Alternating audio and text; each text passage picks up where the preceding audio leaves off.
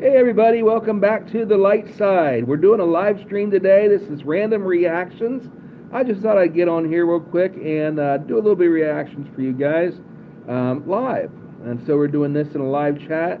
And as you guys come in here, feel free to comment in the chat, and I will have a conversation with you guys back and forth. What I'm reacting to tonight is there's this article from the New York Post. Decapitated woman's head reattached after freak gym class accident. And so I try to show it on the screen, but you can't really see it that well because of the contrast. And of course, can't really edit, to put stuff up on the screen on a live stream like this with the technology that I've got available to me. So when I can, I'll hold up the camera so you can see, but it doesn't look like it's going to do that much for you. But anyway, this was an article by Zoe Hussein, written or published April 14th, which is today, 9:42 a.m. And so that was this morning. It's 8:43 p.m. right now as I'm reacting to this. It just came up about an hour ago in my news feed. I haven't read the article yet, but I don't know whether this is clickbait or not, but from the New York Post, generally, for the most time, every once in a while they'll throw in an article that's kind of clickbait, but for the most part, they're a pretty reputable source of news and information. So this is from the New York Post, and the title of the article, of course, jumped out. I mean, we've got amazing technology. Medical science has come a long way in the past few decades, and so there's been talk I've seen before about some really amazing surgeries that people have attempted trying to reattach certain limbs, but as far as to my knowledge, there has never been a successful reattachment of somebody's head. Obviously, because once the head is decapitated, there's no coming back from that. I mean, it causes pretty much instant death, right? So, and there's debate also. I don't know exactly what the science is. Hi, Joel. Yes, this is crazy. I haven't read the article yet. I'm going to go ahead and read part of it to you in a moment. But it seems crazy, the idea that this could be possible with today's technology and medical science. So once again, I don't know if this is clickbait or not. But New York Post, like I said, is usually pretty reputable. So let's go ahead and check out this article and see what the details are. Okay. Doctors have reattached an Illinois woman's skull to her spine after a freak accident left her with a nearly fatal internal decapitation, according to a report. Okay, there's our first caveat, according to a report. That's like saying according to reliable sources, or according to sources familiar with the matter. Whenever I see that, I always take whatever comes next with a grain of salt. When they don't quote or they don't cite who their sources are, you don't know who those sources are. You don't know if they're reputable or not. Just because they say they're reliable doesn't mean that they are. So, according to a report, is a pretty generic blanket statement. And so, what kind of report is it? Is it a medical journal? Is it some guy on the street corner says, "I saw this happen"? If it's come from a medical journal, you're probably going to give a little bit more credibility than you would if you just saw somebody on the street that you don't know, and or maybe you do know, but they're just like somebody down the street that's just known for telling rumors and sort of thing. So that's our caveat. So I'm taking this already with a grain of salt. Megan King, now 35, was 16 when she fell while leaping for a ball during a soccer game in gym class, injuring her right ankle and spine and tearing the muscle off both her shoulder blades. The Daily Mail reported. Okay, so there's their report, is the Daily Mail.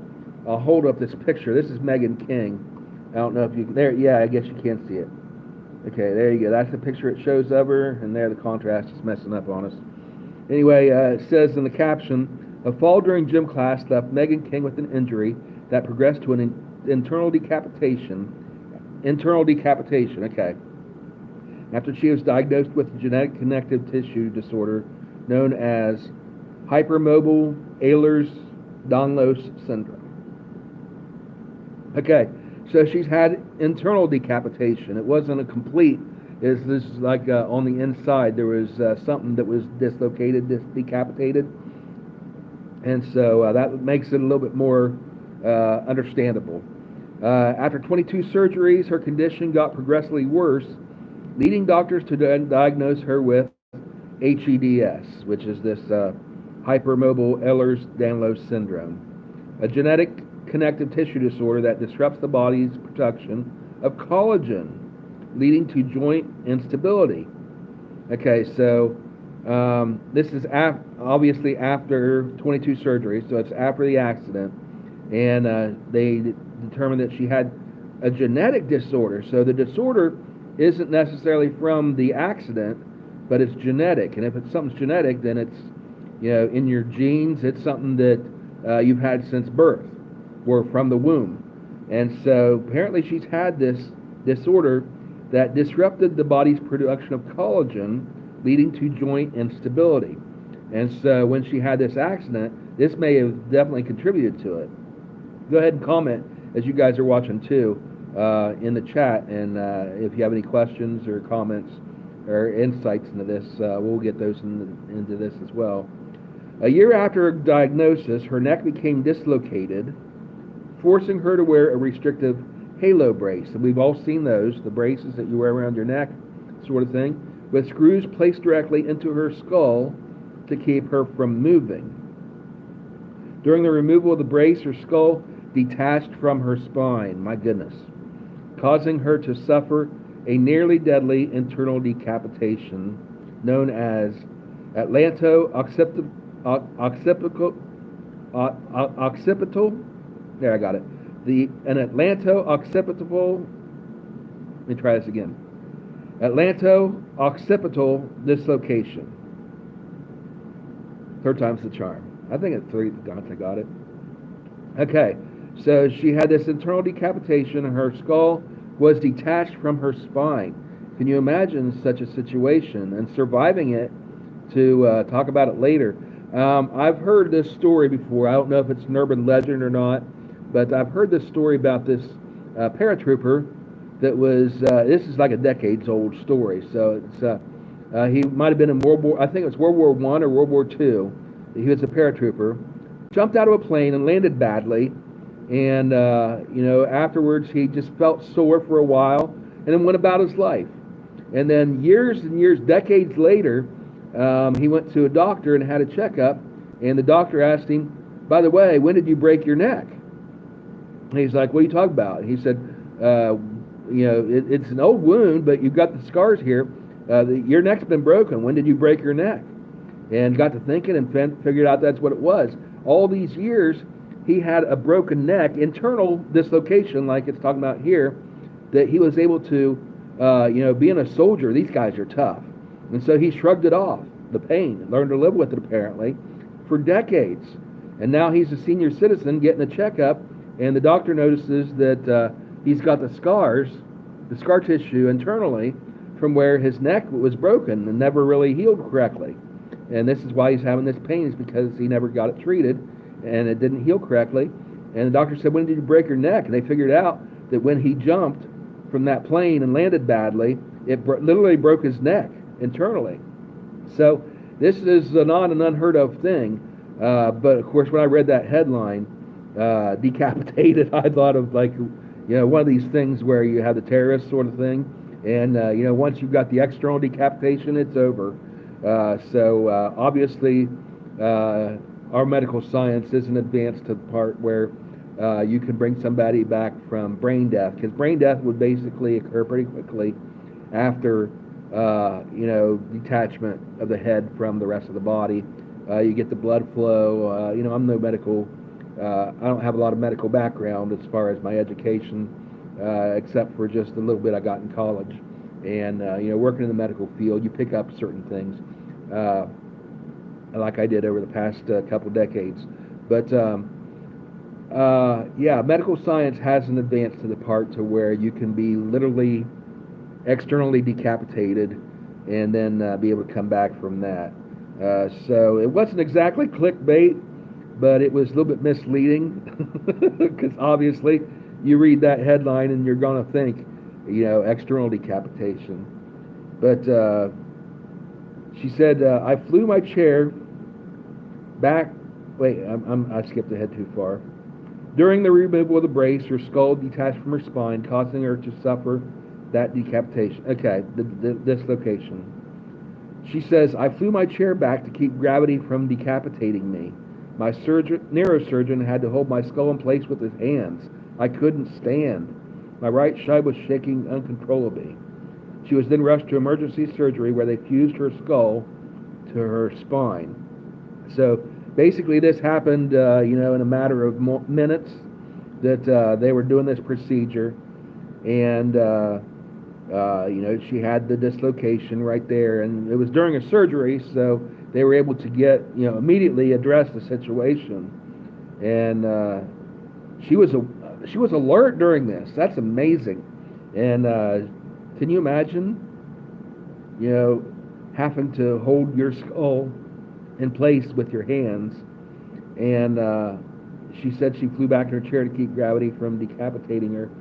She was fully aware of what was going on, apparently, and they were able to fuse her skull back to her spine. That is amazing. And here it's got, oh my goodness, here's a photo of the back of her head after the surgery. Can you see that? The scars there? My goodness. Doctors initiated emergency surgery to fuse her skull to her spine.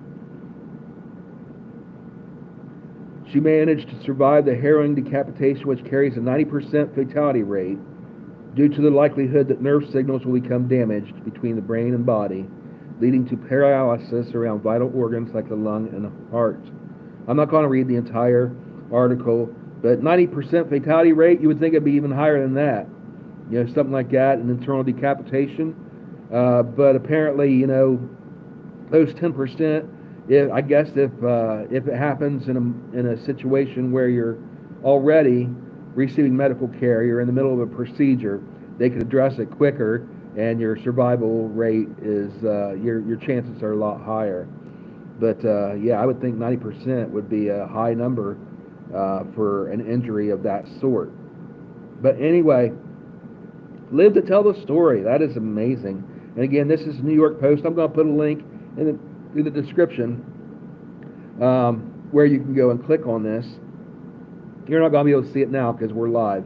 But when I repost this and you're watching it the second time on the replay, there will be a link in the description to where you can go and read this article in full, see all these photos, and check it out for yourself. But anyway, I just wanted to come on here real quick and do a live stream since we're starting the channel back up. We had a hiatus after my injury in February, and now we're starting back up. I've already done a couple live streams for Muck Club, our Sunday afternoon weekend live stream. The first week back, I reviewed the new Pringles that are coming out, a whole bunch of different varieties, like 20-some varieties I think I tried. And then this weekend, yesterday, that got to be back. Thanks, Joel. But yesterday, I tried the viral fish mac. And basically what you do is you order 2 Filet-O-Fishes from McDonald's and a Big Mac, and you take off the patties off of the Big Mac and substitute the 2 fish patties. And I saw on YouTube that some people were doing that. And so I tried it yesterday, and you can check out my live stream from yesterday if you want to see my reaction and my evaluation of that. Next weekend we'll have another live. Actually, no, this coming weekend is Easter Sunday, so I will not be doing a live stream then. But the weekend after that, I'm thinking of doing Pizza Hut. They've got a new, for my first pizza of the year, they've got this new Cheesy Bites pizza with ranch flight. And so it's got the 3 different ranch sauces.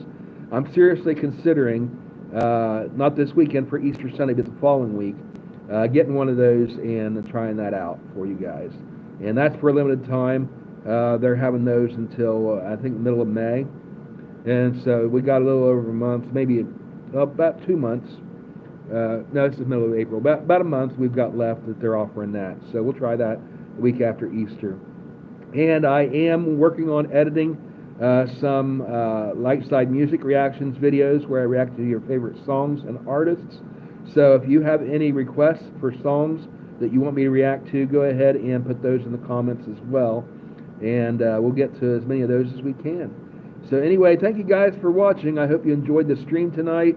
We're going to do this every once in a while, just throw in a random reaction to something that either pops up in the news or just whatever doesn't quite fit the rest of the channel. And that's what it is. So anyway, thank you guys for watching. Have a great night. God bless. And we'll see you next time on the light side, whatever it is. Whatever the show is on the light side channel. Bye, everybody. Have a great night.